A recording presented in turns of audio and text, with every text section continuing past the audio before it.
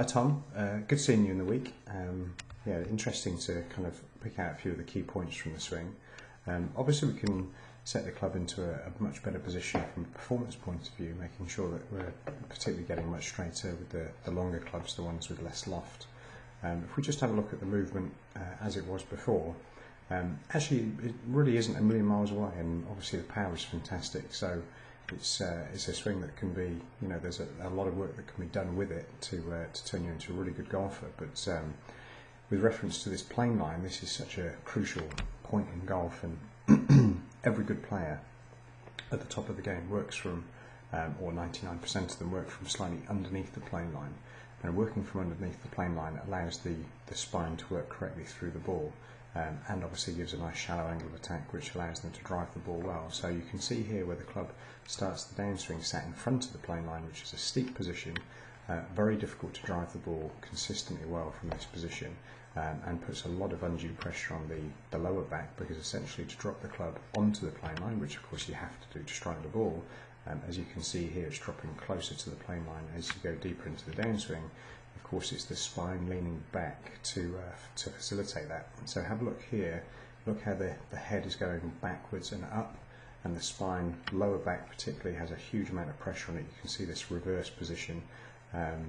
Obviously, it's not in terms of longevity, and I know you're kind of just getting back into the game. In terms of longevity, you just need to have a good think about building an injury-free movement, if you like, or certainly a movement that will have some sustainability to it. So if we just have a look at the new movement, which there was slightly mixed results initially. We kind of picked it up more towards the end of the lesson, maybe didn't have quite enough time to cover the new move in detail. So just have a look at the start of the downswing here, so much more underneath the plane line. Have a look at a few of the swings of good players on YouTube, and you'll see that they're working from this exact same position.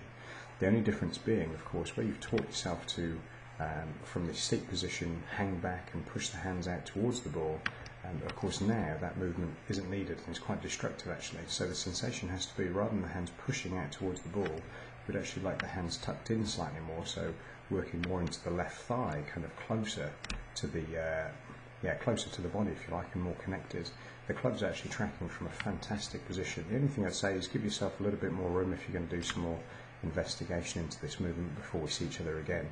Give yourself some more room to the ball, and as I said, try and hit the ball in the toe of the club. But we can see here the club's tracking from nicely underneath the plane line, and of course the body then can just rotate on the way through. The pelvis is in a much better position, and of course then we start to take some pressure off the spine. So it's not leaning back like it was.